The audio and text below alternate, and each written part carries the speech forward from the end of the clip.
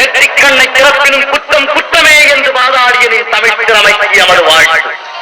வாழ்கனின் தமிழ் கொண்டு. இந்த திமுக காரணம் வேல்முருகன் வந்து நாங்க தான் எம்எல்ஏ ஆக்கி விட்டோம்னு சொல்லிட்டு அந்த எம்எல்ஏ போயிட்டு எங்களை இல்லாத குறையெல்லாம் இல்லாத போலாம் சொல்லி நிக்கிறாரு. என்னதான் அவங்களுக்கு சொல்லி நம்ம புரிய வைக்கிறதுன்னு தெரியல. அது தவறான செய்தியா இல்ல. பண்ருட்டி தொகுதியை பொறுத்தளவுக்கு 4 சட்டமன்ற தேர்தலில் திமுக படு தோல்வி. இவங்க சொல்றாங்களே இவங்கதான் ஜெயிக்க வச்சு, அது தவறான செய்தி. அவர் பேரே பண்ருட்டி சட்டமன்ற தான். இன்னை வரைக்கும் அவர் பேரு பண்ருட்டி சட்டமன்ற, பண்ருட்டி எம்எல்ஏ தான். இவங்க ஒன்றும் ஜெயிக்க வைக்கல. சும்மா சொல்லிட்டு இருக்காங்க, நாங்கதான் வேணுமுனுக்கு தொகுதி கொடுத்தோம், எங்க சின்ன ஜெயிச்சாரு, நாங்க தான் ஓட்டு போட்டு ஜெயிக்க வச்சோம். இதெல்லாம் வந்து ஏற்புடைய கருத்து இல்லை. ஏன்னா கடந்த 20 வருஷமா பண்ருட்டி தொகுதியில திமுக வென்றத சரித்திரம். 2016 பொன்குமார்ன்ற கட்டிட சங்கத்தோட தலைவருக்கு அவங்க சீட்டு கொடுக்குறாங்க, அவங்க கட்சி ஆதரிச்சாங்க. அப்ப அவங்க தெரிஞ்சே கொடுக்குறாங்க, அந்த தொகுதி நமக்கு வெற்றி பெற முடியாது அப்படின்னு தெரிஞ்சே கொடுத்தாங்க. அப்படி ஒரு தொகுதியை கொடுத்த தொகுதி அது. அந்த தொகுதியில அண்ணன் வந்து ஏற்கனவே 2 முறை சட்டமன்ற உறுப்பினராக இருந்த தனிப்பட்ட அவருடைய செல்வாக்கை பயன்படுத்தி தகவல் ஜெயிச்சார தவிர எம்எல்ஏ ஜெயிச்சது தனிப்பட்ட செல்வாக்குல சின்னத்தாலதான் கிடையாது. ஆனா இவனதான் சொல்லிட்டு இருப்பான். ஆனா இவனு அது தெரியாத நாங்கதான் ஜெயிக்க வச்சோம். 20 வருஷம் எங்க போன 20 வருஷமா கட்சி பண்ணலையா நீங்க? சரி இருக்கட்டும், அது எப்ப தெரிஞ்சிட போகுது. நம்ம ஸ்கேல்ல இப்ப பாப்போம். 2026ல நம்ம அங்க கூட்டணியில கிடையாது, வெளியில வந்துட்டோம். 2026ல இவங்க சட்டமன்ற ஆகட்டுமே. நம்ம என்ன கேக்குறோம், வெறுமனோட நாங்க தான் ஜெயிக்க வச்சோம், வெறுமனோட நாங்க தான் சீட்டு கொடுத்தோம், நாங்க தான் ஜெயிக்க வச்சோம். இப்படி இன்னைக்கு கூவிட்டு இருக்கல, 2026 தேர்தல் முடிஞ்சு சொல்லு நாங்க வெற்றி பெற்றுட்டோம். யாரு ஆமா அந்த வேலுமனோடு இல்லாம திமுக சின்ன அங்க வெற்றி பெற்றுமா? அத நம்ம பார்க்க போறோம். இப்ப சரி, அப்படி வெற்றி பெறணும் 20 வருஷத்துக்கு ஜெயிச்சிருக்கல. அப்ப 26 எலெக்ஷன் ரிசல்ட்டுக்கு அப்புறம் இருக்கு, கண்டிப்பா தெரியும். பண்ருட்டினா யாருன்ற பண்ருட்டி யாரு அன்னைக்கு தெரியறது இல்ல, நமக்கெல்லாம் இன்னைக்கே தெரியும். அங்க உள்ள திமுக இன்னைக்கு தெரியும். ஆனா இது ஒரு பிம்பத்தை கட்டமைக்கிறாங்க. அது தேர்தல் முடிவுல தானே தெரியும், மக்களுக்கு தெரியும் யாருன்னு. சர்வசாதாரண விஷயமா செஞ்சுட்டு இருக்காரு இல்லன்னா. இந்த கூட்டணியிலே வந்து தடுப்பணை வாங்கி கொடுத்துருக்காரு, காலேஜ் கொண்டு வந்திருக்காரு. ஏற்கனவே கலைஞர்கிட்ட கேட்டு காலேஜ் வாங்கிட்டு இருந்தாரு ஒரு பக்கம். அப்புறம் நீங்க அதே கல்லூரி இல்லாம நீங்க பொறியியல் கல்லூரி கேட்டாரு. அப்ப அந்த பண்ருட்டில இருக்க மக்களோட மனநிலை எப்படி இருக்குன்னு நினைக்கிறீங்க? அவங்களுக்கு தெளிவா இருப்பாங்க. ஒரு சட்டமன்ற உறுப்பினர் அண்ணா வேல்முருகன் இழந்துட்டு தான் நினைப்பாங்க. அவங்களுக்கு எம்எல்ஏ அங்க நிக்கல, அந்த வருத்தம் கண்டிப்பா இருக்கு. கண்டிப்பா அந்த வருத்தம் இருக்கு. நம்ம தெரிஞ்சுக்க வேண்டிய விஷயம் ஒண்ணு, அண்ணன் வேலுமுருகனுடைய உழைப்பால் தான் அங்க திமுக கூட்டணி வெற்றி பெற்றதை தவிர தனிப்பட்ட திமுக கூட்டணியால் வெற்றி பெறல. அத நம்ம இவங்க எதெல்லாம் சொல்லுவான், அவன் சின்னங்கிறவங்க எதெல்லாம் சொன்னான்ல, சொல்லிட்டே இருக்கான். தேர்தல் முடிவு அவன் சின்ன திமுகவுக்கு வந்து உதயசீரனை பொறுத்தது இந்த வங்கிய சம்பந்தம் தானே. ஆமா, அதான் அதுதான் தலைவரே பேசிருக்காங்க. ஆமா, அவங்க சின்ன இன்னைக்கு வந்து சொல்லிட்டு நிக்கிறானுங்க. கோவிந்தசாமி படையாச்சுன்னு சொல்லிட்டு நம்ம வன்னியர் இனத்தை சேர்ந்ததான் கொடுத்துருக்காரு. உண்மைதான். அப்ப சின்னமே அவங்க இல்லைன்றீங்க? சின்னமே அவங்க கிடையாது, அவங்களுதான். என்னமோ இவனுங்க இன்னும் கொண்டு மாதிரி இது ஒரு பக்கம் இருக்கட்டும். தலைவர் அமைதியா இருந்தவர் நினைச்சு இவங்க ஒரு டாபிக் எடுத்தான். இன்னைக்கு புதிய ஒரு கூட்டணி உருவாக்கி வச்சிருக்காரு. இவன் ஒரு பக்கமா கொண்டு விட்டான். கடைசியில் எம்எல்ஏ பத்திங்களா இல்லையா? நீ தமிழ்நாட்டுல தமிழ் தேசியவாதிகள் நீ ஒண்ணு தலைவர் 50 அமைப்புகளாம் நியூஸ் பாத்தீங்களா? 50 நான் இப்ப ஒரு வாரத்துக்கு முன்னாடி ஒரு பதிவு போட்டேன். வேல்முருகனை வந்து நீங்க சட்டமன்ற உறுப்பினர் ஆக்கி வச்சுக்கிட்டீங்கன்னா உங்களுக்கு நல்லது, அவர் வெளியில விட்டீங்கன்னா போய்தே வரைக்கும் உங்களுக்கு குறைச்சல் கொடுத்து. நீங்க வெளில விட்டீங்க உடனே பாருங்க அவர் வேலை காட்ட ஆரம்பிச்சாரு. நீங்க தனியாளா விட்டீங்க, இன்னைக்கு தமிழ் தேசிய கூட்டணியா உருவாயிருச்சு. திமுக கூட்டணி வெளியே வந்தாரு, அன்னைக்கு ஒரு பரபரப்பான செய்தி. என்னமோ சொல்லாங்க, 10 நிமிஷம் கோரிக்கை இன்னைக்குதான் வைக்கிறாரு, இன்னைக்குதான் வைக்கிறாரு. இந்த சொன்ன மூதேவினா இணையதளத்தை பாக்குறானா, நியூஸ் சேனல பாக்குறானா, சட்டமன்ற குறிப்பேடு எல்லாம் இருக்காங்களே, இந்த குறிப்பேடு எல்லாம் பாக்குறானே தெரியல. தலைவர் காட்டு கத்தா கத்திட்டு இருக்கிறாரு. தமிழர் வரை வேணும், காவேரி வேணும், அது வேணும், இது வேணும், தமிழர் அரசாங்கம் இன்னைக்கு நமக்கு வந்து இடஒதுக்கீடு வேணும். புரியுதுங்களா? அப்ப தமிழ் மக்கள் சார்ந்த பல விஷயங்களை கேட்டு சட்டமன்றத்துல தலைவர் ஒன்று கேள்வி கேட்டுட்டு இருக்காரு அமைச்சர். அந்த செய்தியெல்லாம் தெரியாது. இதை பாதி பேர் பாக்குறதே இல்லைங்க. அதுதான் சரிங்களா? இணையதளத்துல பாத்தீங்கன்னா அப்பதான் வந்து ஒரு புதுசா ஒரு கமெண்ட் போட்டு கேட்கறான். இப்ப ஏன் 5 வருஷம் முடி கேட்க வேண்டியது சொல்லிட்டு 5 வருஷம் முடி வந்து நம்ம சட்டசபை வரலாற பார்த்தானா, பேட்டியை பார்த்தானா, இல்ல சட்டசபையில பேசுறத பார்த்தானா தெரியல. ஆமாப்பா, தலைவர் வேலுமுருகன் பேசுறது கிட்டத்தட்ட குறைந்தபட்சம் ஒரு 200 கோரிக்கையா இருக்கும். எல்லா அமைச்சர்களும் உயர்கல்வித்துறை அமைச்சரா சண்டை. என்ன அவர் என்ன வீட்டுக்கு ஏதாவது கேட்ட சட்டப்பட்டாரு. அவர் சட்டமன்ற தொகுதியில ஒரு கலை அறிவியல் கல்லூரி, அதுக்கு முன்னாடி நம்ம அமைச்சர்கிட்ட கேட்டாரு வேளாண் கல்லூரி வேணும்னு சொன்னாரு. நம்ம அமைச்சர் வந்து வேலை நீ கேட்கக்கூடிய அளவுக்கு அங்க இட வசதி இல்ல, உற்று வேலை அப்படின்னு சொல்லி வச்சுட்டாரு. அவரு வேலையை முடிச்சுக்கிட்டாரு. அவரு 7 கிளாஸ் வரைக்கும் அவர் முடிச்சுக்கிட்டாரு. சரி, அதுதான் முடியல, எனக்கு கலை அறிவியல் கல்லூரியாக கொடுங்கன்னு சொல்லி உயர்கல்வித்துறை அமைச்சர்கிட்ட கேட்டா முதலமைச்சரே பதிவு பண்றாரு. நீங்க சட்டமன்ற உறுப்பினர் இவங்க பார்க்க மாட்டாங்க. முதலமைச்சர் கடலூருக்கு ஒரு அரசு விழாவுக்கு வராரு. அந்த அரசு விழாவில் அவரே பதிவு பண்றாரு. தொடர்ந்து வேலுமுருகன் எங்கிட்ட சண்டை போட்டு இந்த காலேஜை வாங்குறாரு. அவர் தொடர்ந்து கேட்பதனால இந்த காலேஜ் கொடுக்கணும் முதலமைச்சரே பதிவு பண்றாரு. பண்ருட்டி மருத்துவமனை சொல்லி கேட்டாரு. ஆளுநர் மாற்றத்துக்கு நம்ம எம்எல்ஏ தேவைப்பட்டாரு. மோடி வந்தாருன்னா கருப்பு கொள்ளுக்கு நம்ம தேவைப்பட்டோம். உங்க வேலை எல்லாம் முடிஞ்சு போச்சு அப்படின்னு நீங்க நினைச்சுக்கிறீங்க. அப்படி இல்ல, இதுல ஒரு சில இதெல்லாம் நம்ம ஊர்ந்து கவனிக்கணும். தமிழக வாழ்வுரிமை கட்சி கடலூர் மாவட்டத்துல தலைவர் பிறந்த ஊரு, அந்த மாவட்ட தலைவர் பிறந்தாரு. அந்த மாவட்டத்துல 2 அமைச்சர் இருக்கிறாங்க. இந்த அமைச்சர்லாம் ஆமா, இதை நம்ம பார்க்கணும். 1000 இருந்தாலும் சரிதான், தலைவர் தான். அதுதான் அப்ப அமைச்சர்கள்லாம் தாண்டி தன் தொகுதியில இன்னைக்கு 2 கல்லூரி கொண்டு வந்தார். அப்போ அந்த தொகுதிக்கு தேவை நலம் சார்ந்த விஷயங்களை பேசுறாரு. இங்க வந்து ஒரு கட்சி கட்டமைச்சு இன்னைக்கு தமிழ்நாடு முழுக்க அமைப்பு கட்டி 236 கோடி போகலாம். தெரியுமா செய்தி? ஆமா ஆமா, ஆரம்பத்துல கூட 110 தொகுதியாச்சு. நீங்க 50 அமைப்புகள் ஒண்ணா சேர்ந்துட்டாங்க. தொகுதி பங்கில் நடக்கிற அளவுக்கு வலுவான கூட்டணி ஆயிடுச்சு தமிழ் தேசிய கூட்டணி, தமிழக வாழ்வுரிமை கட்சி தலைமையில. போக பார்த்தா 2026 வந்து ஒரு பரிச்சயமா இருக்கும். 2031 வந்து கண்டிப்பா பாத்தீங்கன்னா ஒரு புதிய அத்தியாயத்தை உருவாக்குறது நம்ம தலைவர் ஒரு அடித்தளம் போட்டிருக்காரு. அப்படிதான் நம்ம சொல்லணும். அப்படி பார்க்கறத விட 2 கட்சி கூட்டணியோட இருந்த இடத்துல 3வது தமிழ் தேசிய அந்த இடத்துக்கு நீங்க தமிழ் தேசிய நம்ம ஜெயிச்சிட்டோம். அதுல ஒரு வெற்றி பெற்றோம். தேர்தல் வெற்றி தோல்விங்கிறது தேசியவாதிகள், உணர்வாதிகள், போராளிகளுக்கு ஒரு பெரிய விஷயமே இல்லை. கொண்ட கொள்கைகள் நிக்கணும்ல, அது தலைவர் நிக்கிறாரு. தலைவர் சார்ந்து தலைவர் பேசிய அந்த மற்ற அமைப்புகள் இன்னைக்கு வந்து கூட நிக்கிறாங்கல்ல. இன்னைக்கு 3வது அணி உருவாக்கிட்டாருல்ல, அது எவ்வளவு பெரிய விஷயம். யோசிச்சு பாருங்க. 4 நாளைக்கு முன்னாடி நம்ம நினைச்சு பாருங்க. ஆமா, இவங்க எதிர்பார்த்துக்க மாட்டாங்க. எவருமே எதிர்பார்க்க நாளைக்கு பல இயக்கங்கள் வந்து ஆதரவு தெரிவிக்கிறாங்க. தலைவரே இன்னைக்கு பேட்டியில சொல்றாரு, ஒரு சீட்டு இல்லைன்னு இவர் போய் அமைதியா இருந்துருவாரு. ஆளானப்பட்ட வணங்கிடுவான்னு நினைச்சாங்க. அவரு ஆளானப்பட்ட அங்கேயே பாத்துட்டு வந்துட்டோம். இவன் ஏமாத்துறோம் நமக்கு. அவங்களே ஒதுக்கி வச்ச நேரத்துல நீ தலைவரை கூட்ட அரவணைக்கிற இடத்துல நம்ம கூட்டம் வந்துட்டோம். தலைவருடைய உழைப்பு அது. ஆனா அதெல்லாம் தாண்டி நம்ம வந்திருக்கிறோம். இதெல்லாம் புரிதல் இல்லாம எதை பேசாம இந்த சட்டமன்ற நடவடிக்கை பார்க்காம தலைவர் அதை கூட்டம் விட்டு வெளியே வந்ததுக்கு அப்புறம் இந்த 10 கோரிக்கை வைக்கிறாரு. தலைவர் வச்சது 200 கோரிக்கைக்கு மேல இருக்கும். ஆமா, தமிழ் மக்கள் தமிழ்நாட்டில் மொத்தம் உள்ள எல்லா மக்களும் சேர்ந்து தான் பேசுறாரு. அவர் என்ன நரிவர்களுக்கும் தான் பேசுறாரு, மன்னாருக்கும் தான் பேசுறாரு, வன்னியருக்கும் தான் பேசுறாரு, ஆயுதங்களுக்கு தான் பேசுறாரு, முடிவெட்டும் தொழிலாளி பேசுறாரு, என்எல்சி தொழிலாளி பேசுறாரு, டாடாக்கு பேசுறாரு, அந்தியூர் பவானி கூட்டு குடிநீர் திட்டத்துக்கு இவரு பேசுறாரு. அதுக்கு ஒரு அமைச்சர் அந்த அமைச்சருக்கு பதில் தெரியல. இல்ல அது நம்ம துறை சார்ந்த கேள்வி கேட்கறாங்க. இது என்ன சொல்றது தெரியாம தூங்கிட்டு இருந்துட்டாரோ. தூங்கிட்டு இருந்தாரு. விஷயம் தெரிஞ்சான சொல்லுவாரு. அதை எழுந்து அந்த தொகுதி எம்எல்ஏ தான் கேட்பாரு. என்ன எனக்கு ஒண்ணு புரியல. ஆளுநர் உங்களை எடுத்துக்கிட்டா அதுக்கு வேல்முருகன் தேவைப்படுறாரு. மோதத்துக்கு அந்த வேல்முருகன் தேவை. இன்னைக்கு பிஜேபி உங்களை எதிர்த்தா கருத்தியெல்லாம் மோதத்துக்கு அந்த வேல்முருகன் தேவை.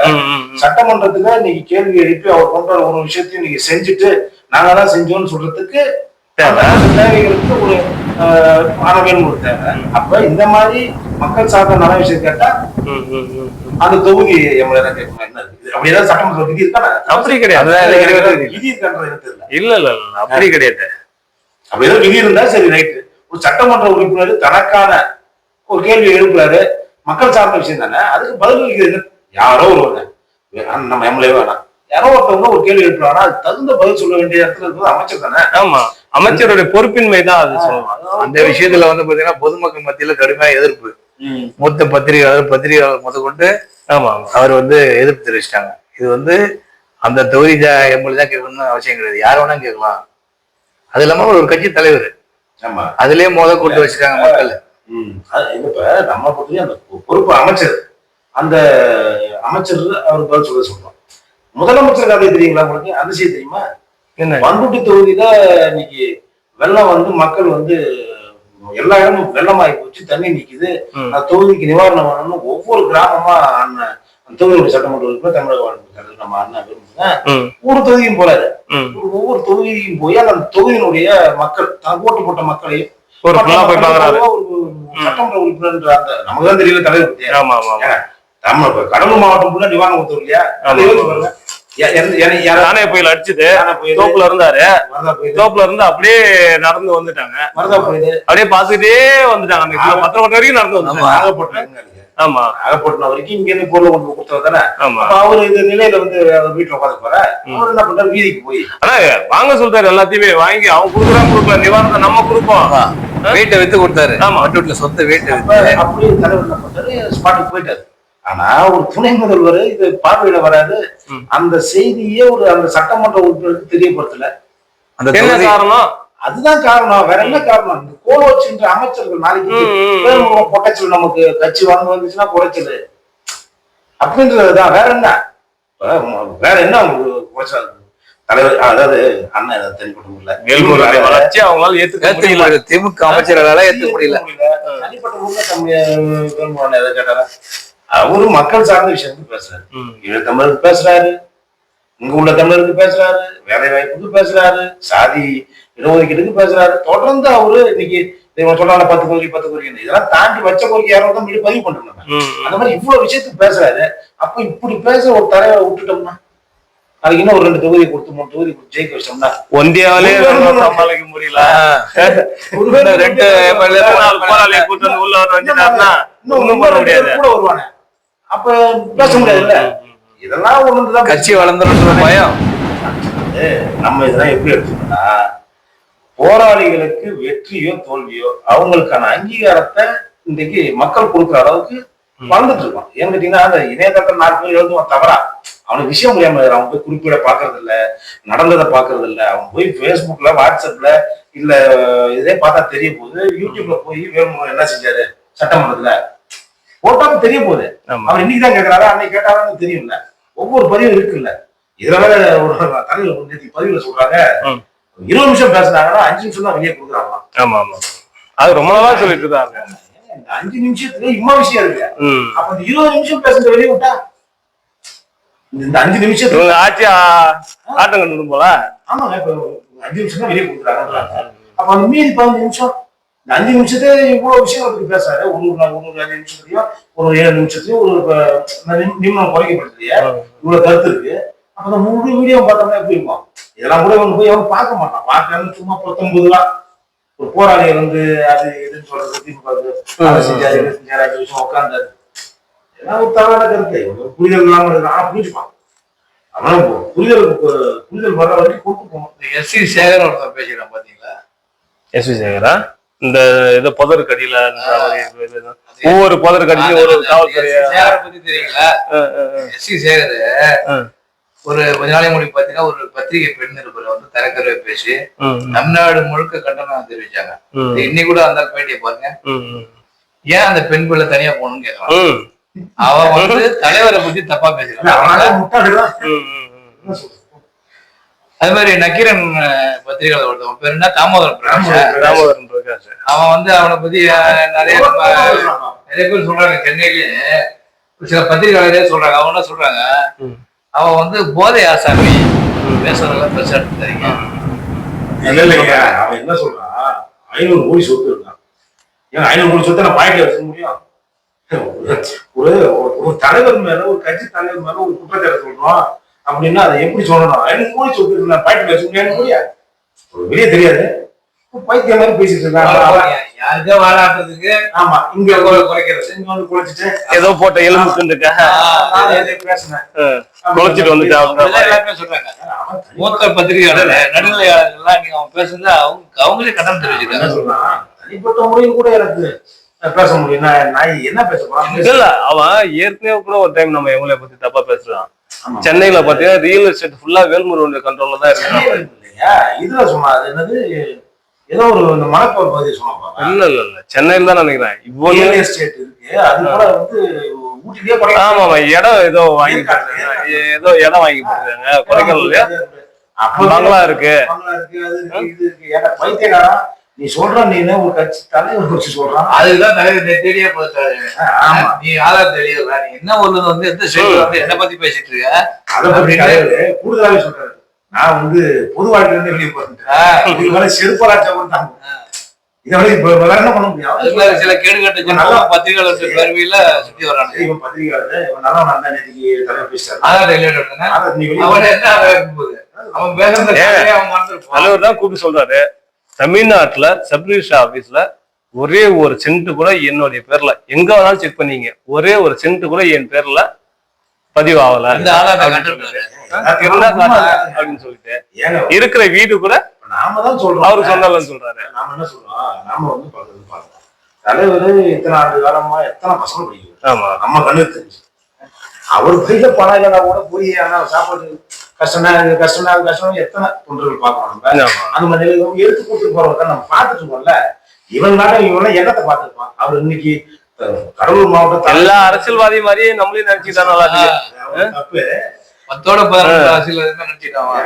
இவர் எங்க இருந்து வந்தாரு, கிராமத்துக்கு வண்டி வச்சு எத்தனை வண்டியில எவ்வளவு நிவாரண பொருள் அவ்வளவு வண்டியில அவ்வளவு அதெல்லாம் அவனுக்கு தெரிய வரல. என்னன்னா இந்த நேரத்துக்கு வேற ஒருத்தருக்கு வாழாட்டுறத நம்ம வந்து குறைக்கிறது. பாப்போம், இந்த வேலையெல்லாம் செஞ்சிருக்கோம். தேர்தல் முடிவுகள் தான் இதுக்கெல்லாம் பதில் சொல்லுவோம். எனக்கு ஒரு பெரிய கேள்வி இருக்கு. தேர்தல் முடிவுகள் எப்படி இருக்கும் அப்படின்ற மாதிரி ஏதாவது ஒரு கருத்து இருக்கு. தலைவர் நீ சொல்லிட்டாரு, நானே சொல்றேன் கடந்த முறை வந்து திமுக வெற்றி பெறுங்க.